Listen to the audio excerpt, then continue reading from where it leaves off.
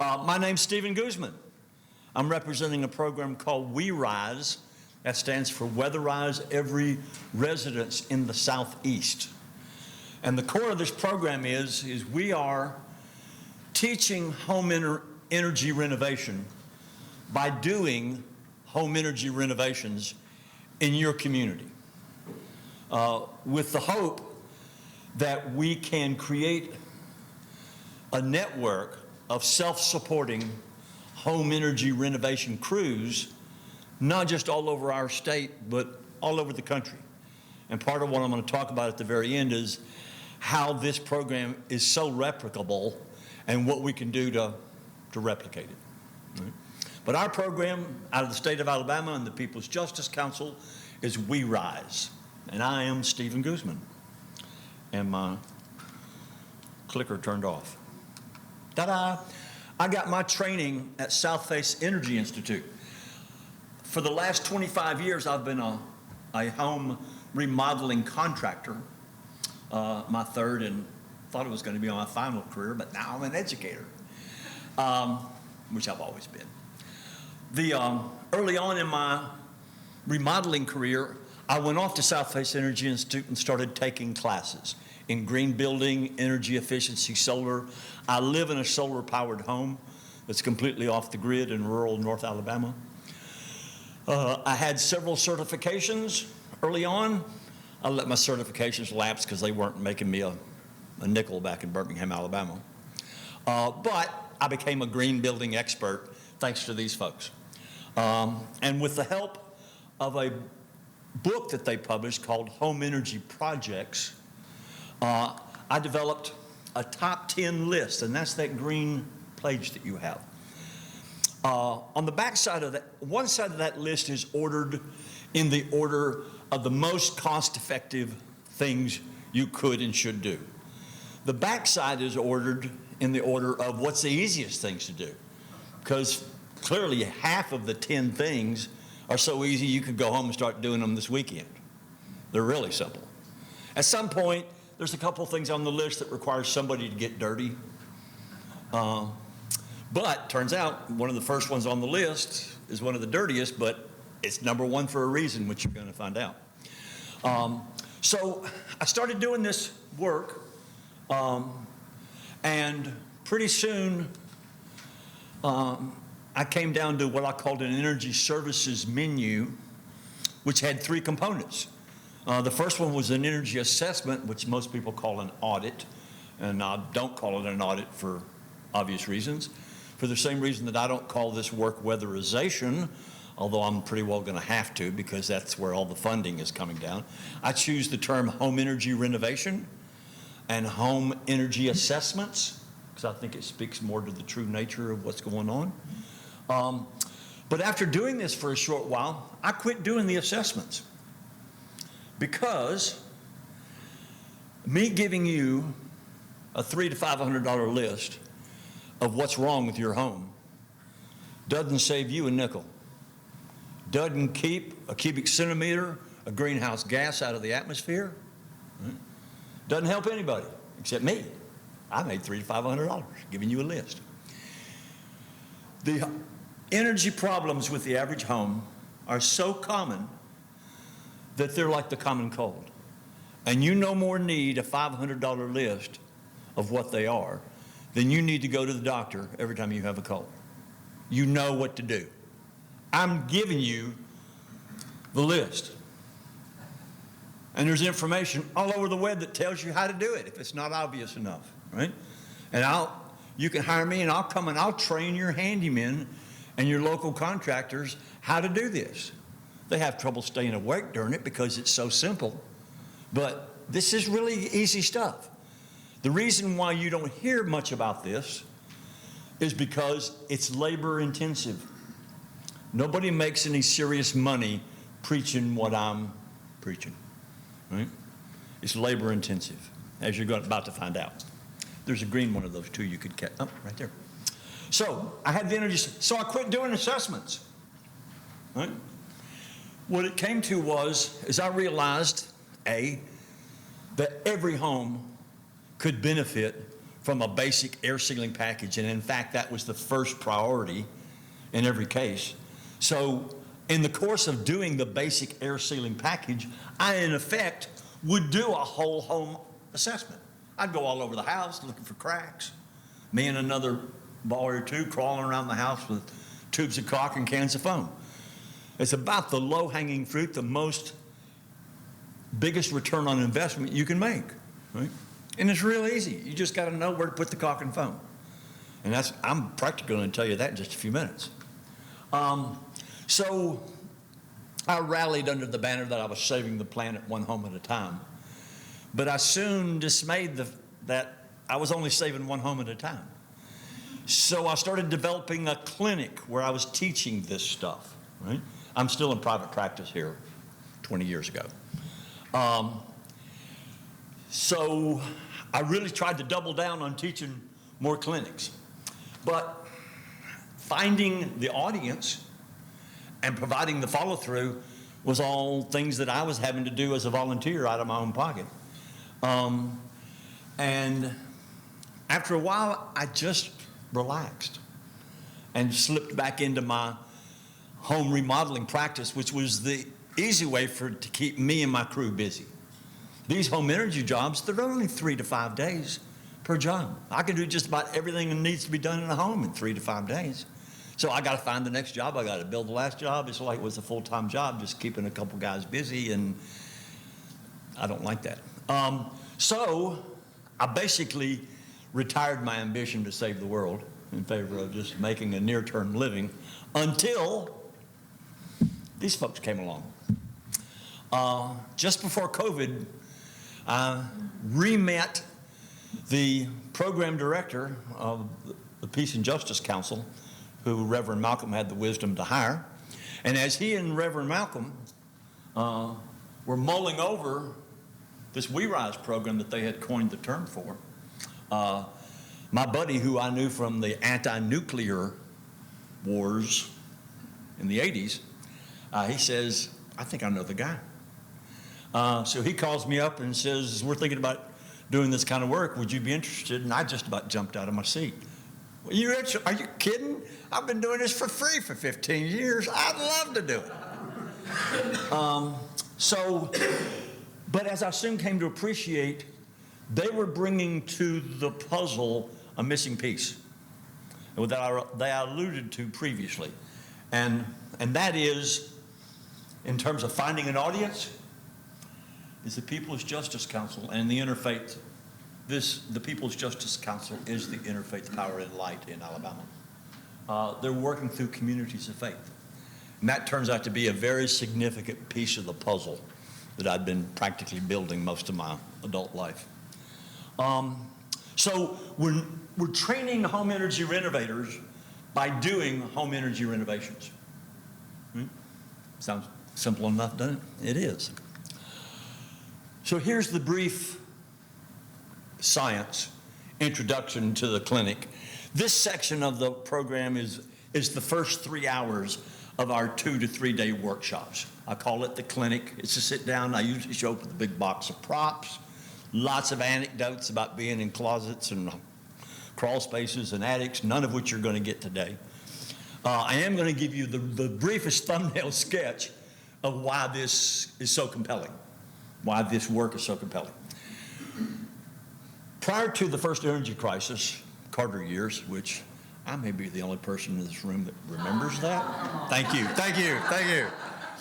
I've been in some rooms where everybody goes, huh? Nobody had ever concerned themselves with how we used or consumed energy. But during that first crisis, some wild-eyed engineers in the Department of Energy, and those engineers can get really wild-eyed, started thinking, maybe studying the way that buildings and homes consume energy is a viable field of study. Nobody ever looked at it before that, okay? So for the first time in the 80s, they started actually taking building assemblies, things the way they were being built out there in the field, and bringing them into the lab and testing them. And the results were so dramatic, they practically leaped off the page. And this is it. So first off, let me tell you, that the inside of the duct, if you have an HVAC system in your home, the inside of the ductwork is in fact part of the conditioned space. So there's a building envelope that defines the conditioned space from the great outdoors, right? That ductwork is in fact part of the conditioned space, okay? It's a fact that ducts leak. It's just a question how much.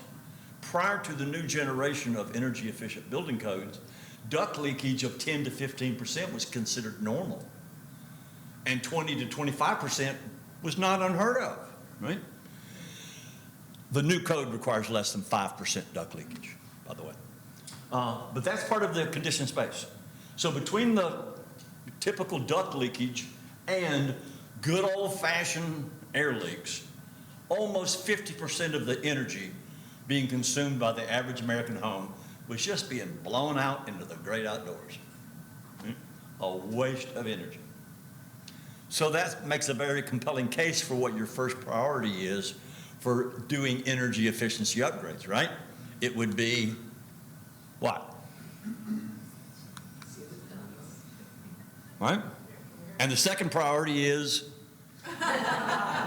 and the third, you know where this is going, right? But because the ducts are not only part of the conditioned space, but they're a driving force, which we're about to talk about, they're actually the very first priority. So on the side of that green sheet that's in order of most cost effective, number one is sealing the ducts.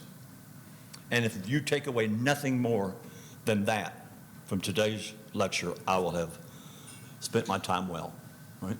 Because with that single act that can take as little as 3 or 4 hours, you can save 10%, up to 10% on your energy bill forever, for the life of the house. Right? So, say this with me.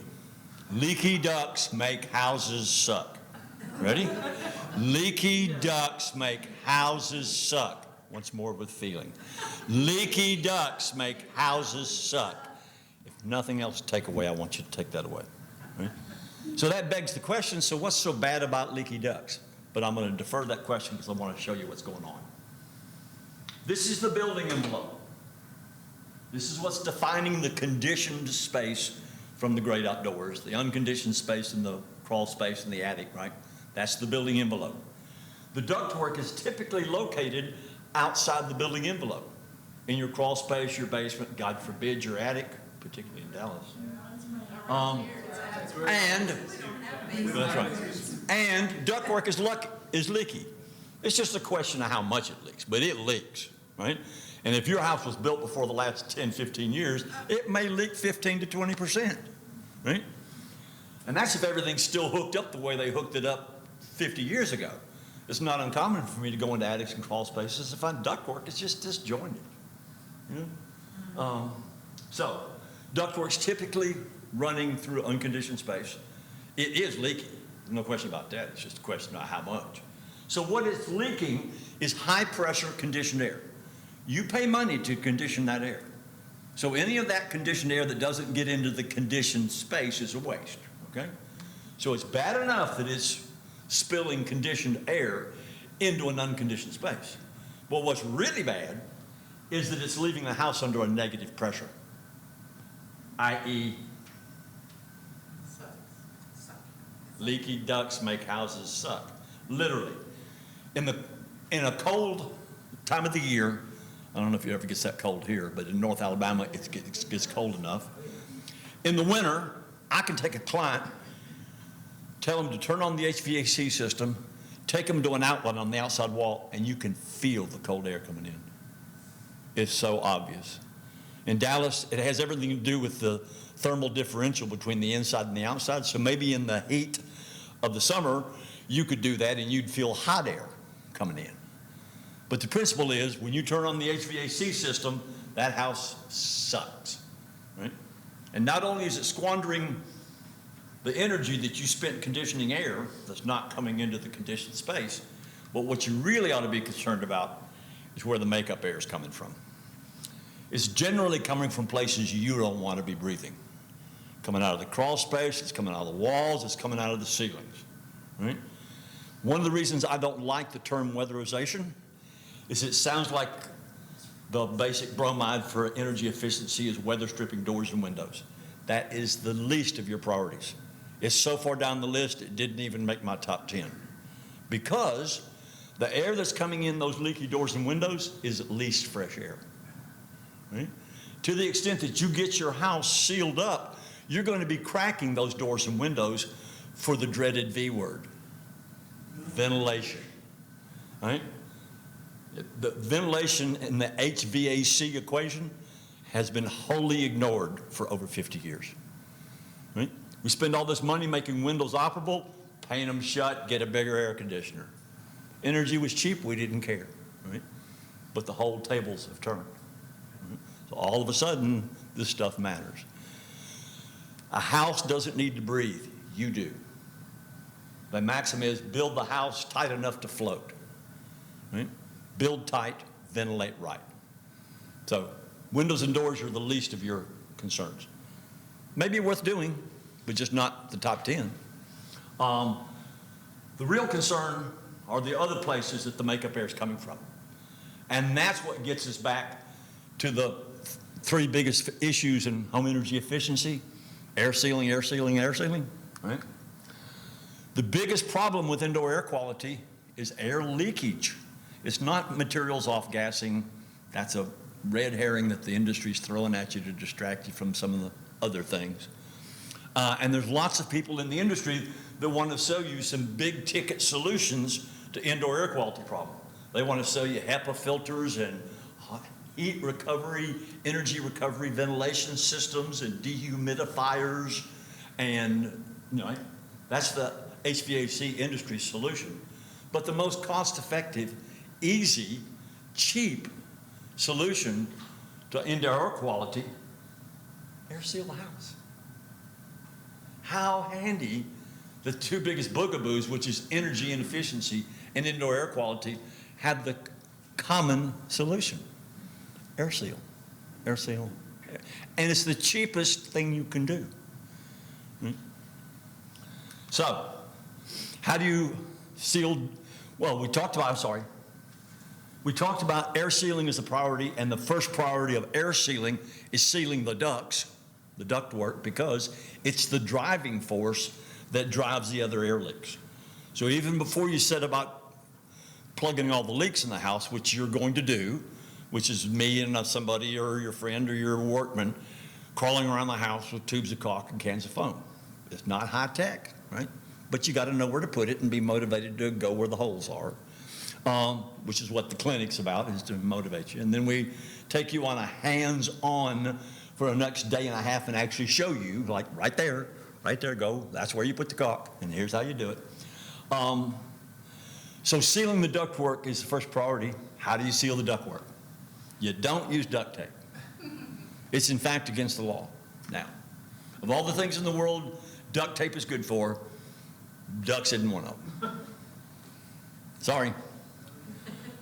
And that's why it's very common for contractors such as me to go into crawl spaces or attics and see duct tape and insulation just hanging off the ducts. The adhesive on the duct tape works good for a little while, 5, 10 years, but it eventually gives up. So, what do you do instead of duct tape? That is called duct sealant, or by us professionals, it's called mastic, but you should just call it tub of goo. That's what it is. It's just a tub of goo. And this is possibly the best return on investment you could make in your lifetime. That tub of goo costs $12 to $15, and it can save you that and literally a few. I'm talking about 2 to 4 hours max of somebody's time. Can save you 10% of your HVAC, can save you up to 10% of your HVAC bill for the life of the house, forever. The numbers are compelling. But somebody has to go where the ducts are, and it's rarely that clean. It's often not that high. It's never that clean. And despite the fact that he's using a brush, you don't really paint it on.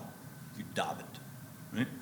And here's a fine example of why duct tape doesn't work. Regardless of how conscientious you are about putting duct tape on, you're never going to seal a joint like that.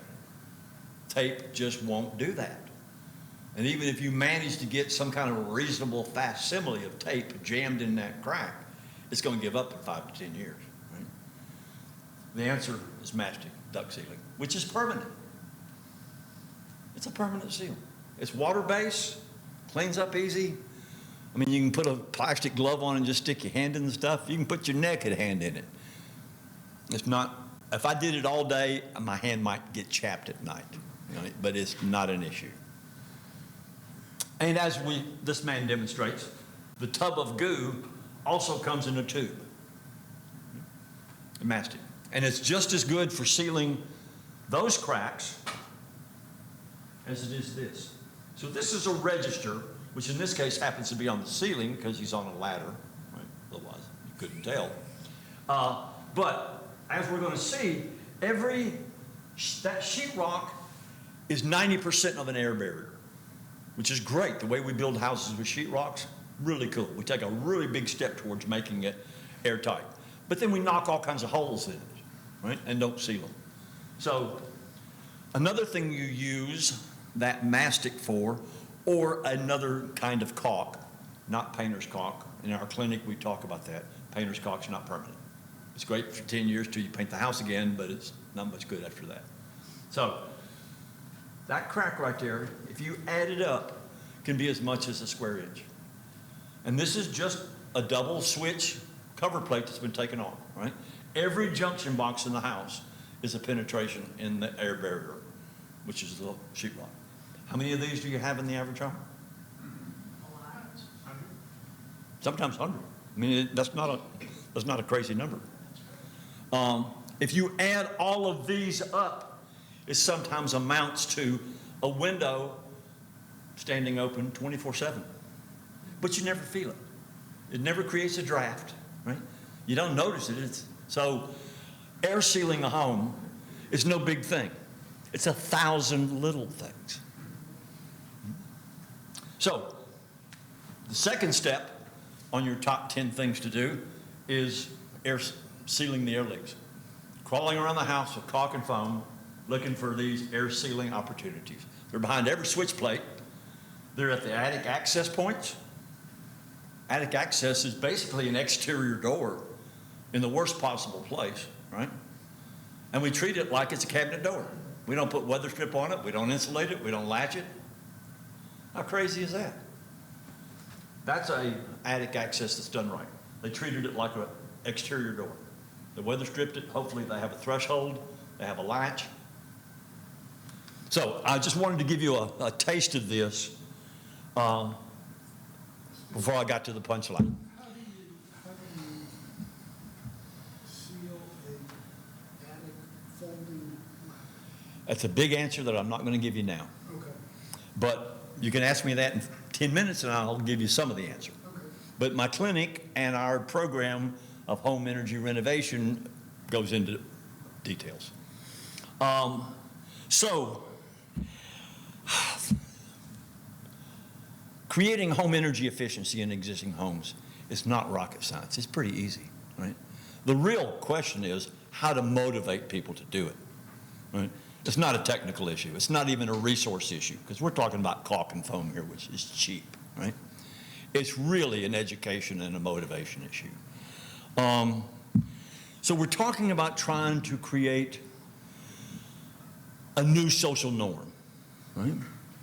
We'd like it to be that when you go to your weekend barbecues, that instead of bragging about how green your grass is, you're bragging about how cheap your energy bills are, right? So most of the people in this room may or may not have dealt with it, but we're all in the social change business, right? We want to create social change. We want more equity. We want less impoverishment. We got lots of, right? But it all comes down to social change. And what we need is a real concise guide on creating social change. Well, it just so happens, I came across this book just about 3 years ago.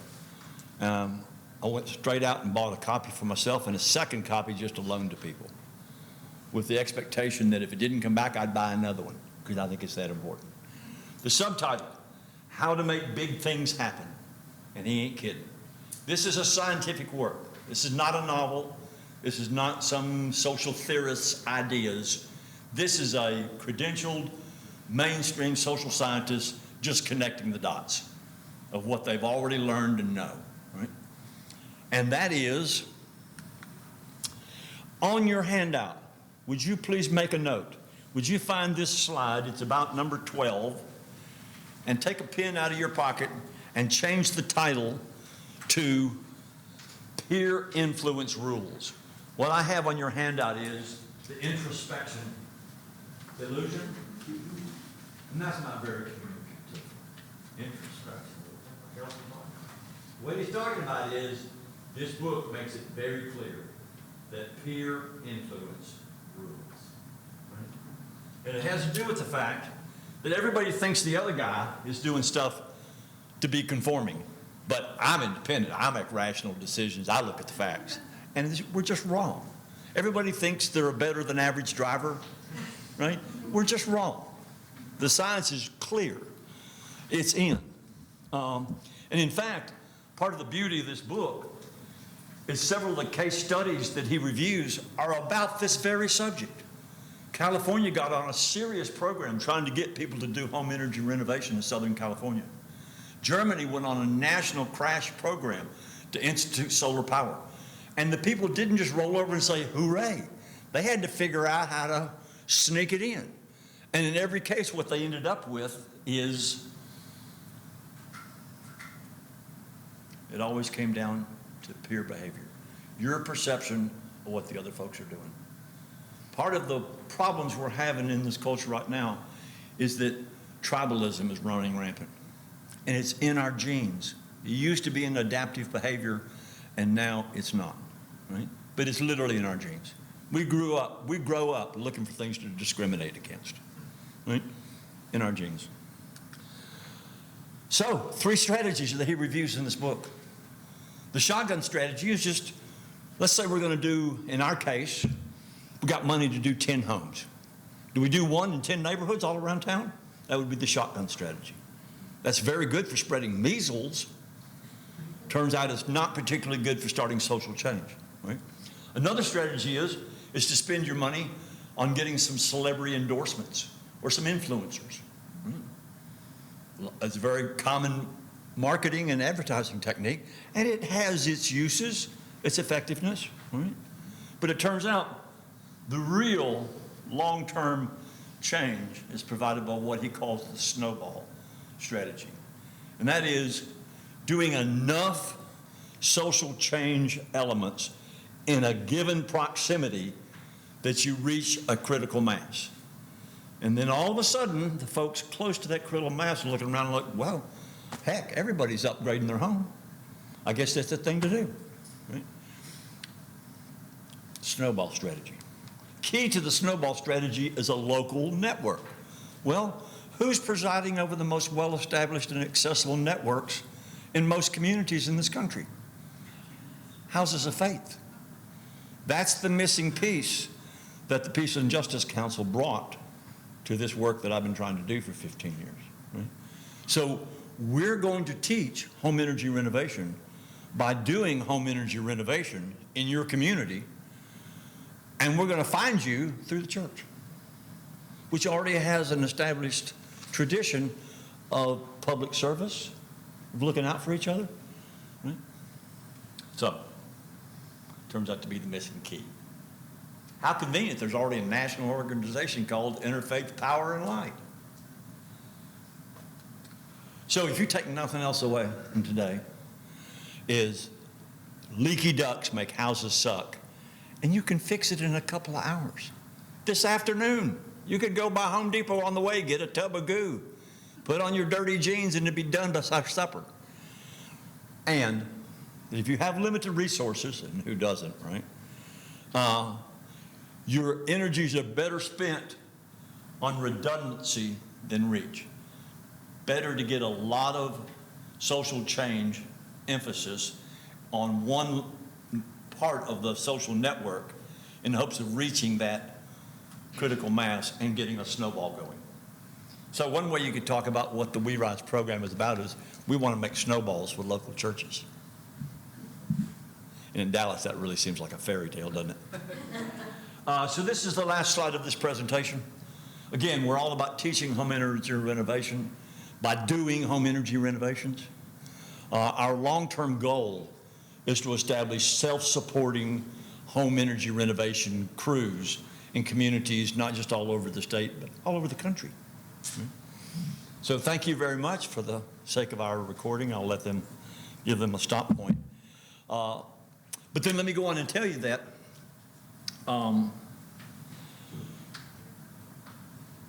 this program is just our first swing at how to package this in a way that we can get it going out in the communities. And we're embracing all kinds of things.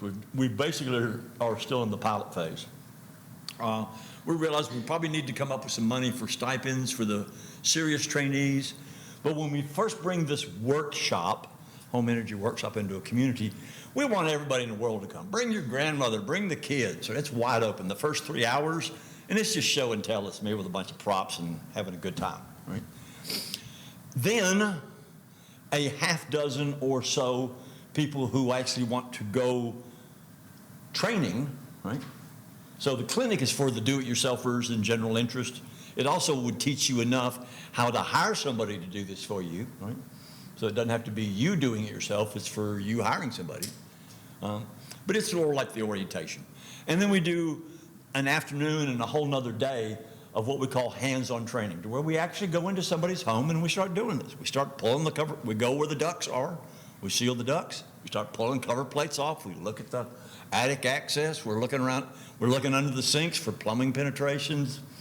We're working on pull-down stairs, variety of stuff. But that's what we spend. That's what a home energy workshop is. In order to get that going, our long-term goal being to establish self-supporting home energy renovation crews, we're probably going to help to have a little bit of stipend money for the people that want to take the training, right? Not the people that want to come to the clinic. That's wide open. Bring everybody. The more the better for the clinic. But for the actual training, we're asking you to give up a day and a half, 2 days of your time. And moreover, we actually hope that you're going to come back for a second and third home energy workshop, because you're not going to get all this in one workshop. You know, there's enough there. It's simple, but in terms of size, it's going to take 2 or 3 workshops for somebody to get to the point to where they could lead a crew. But once they get it, right, it's like riding a bicycle. Once you get it, once you get this concept of a building envelope and it's pressurized like a hot air balloon and you just want to stop the leaks, once you got it, it's pretty easy to direct folks, because the actual work is pretty straightforward.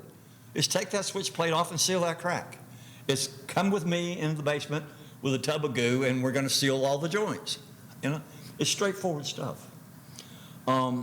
So moreover than just replicating the WeRise project, we want to get this information out, because this is reducing the energy burden of folks.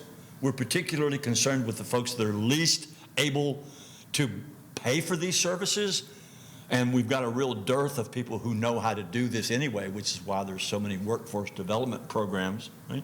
And that's kind of what we are. We're kind of like a decentralized workforce development program, right? Just trying to teach a viable skill to folks. So as interested as we are in propagating the WeRise program per se, we're even more interested with just getting this information out there. And the more people that can do this for themselves or can start another program with a little different configuration, the core message of the WeRise program, everybody's turned off. There it goes. The core message will flow into a variety of vessels. We're in the early stages of a particular vessel that we're glad to share with you and talk, and we'd love for you to come on board and be one of our early adopters, because we're learning, we're taking notes and, you know, growing from it. But there's a variety of ways that this could happen. Right? The bottom line is this is not rocket science, and lots of people could and should be doing this for themselves and their communities. And if we can figure out a way to make it possible. A lot of them, nuts like me, will do it for free if you just give them a little bit of gas money and pat on the back occasionally, right? So join us, please. We're trying to start a movement. That's it.